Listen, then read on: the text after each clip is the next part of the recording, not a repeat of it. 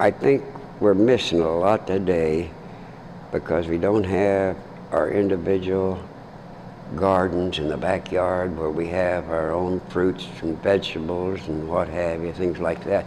Everything seems to have to be done in a big quantity. And they have to fertilize it, and they have to put insecticides on it, and they got to do all this and that. My mom used to take, and we'd work night and day in the garden out in the backyard. And I had a cow that I had to milk in the morning, and I had a cow I had to milk at night. Big old Jersey Guernsey. And that was my job to do that.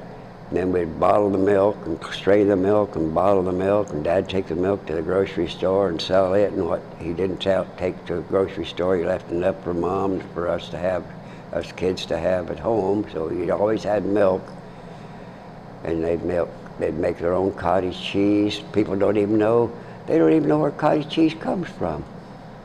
They don't know where buttermilk comes from, except out of a box or carton.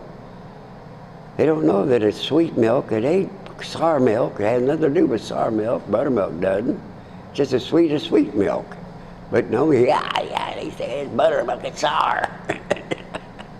But we had all kind of fruits and vegetables in the garden, and what we didn't eat in the garden, didn't can, he took to the grocery store and sold it. And so it was all homemade, homegrown stuff. And people loved it.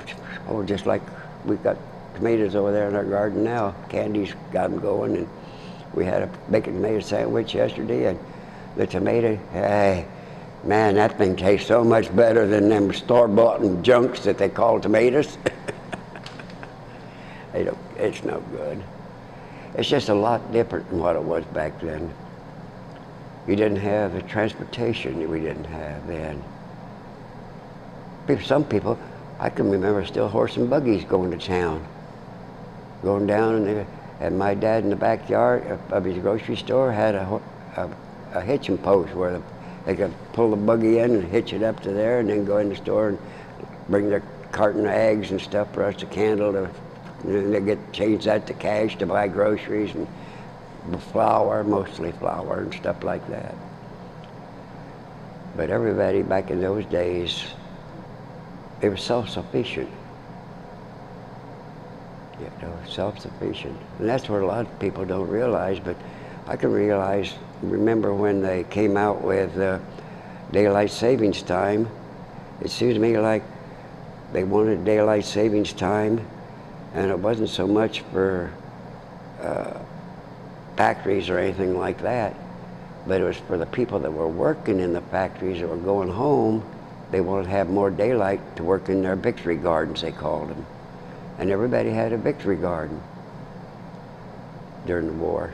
Everybody had a victory garden. And it is if they had any land. And some of them grew plants and potted plants on the porch and stuff.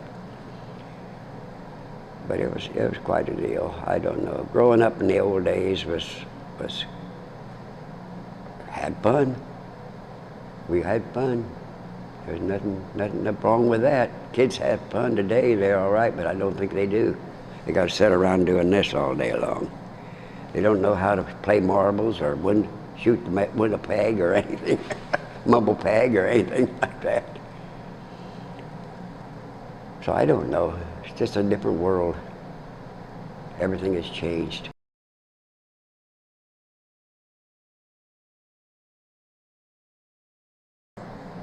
The main thing is you've got to have plans. You just can't get up every morning and say, well, I'm going to go out and find something to do. You got to have plans and a goal.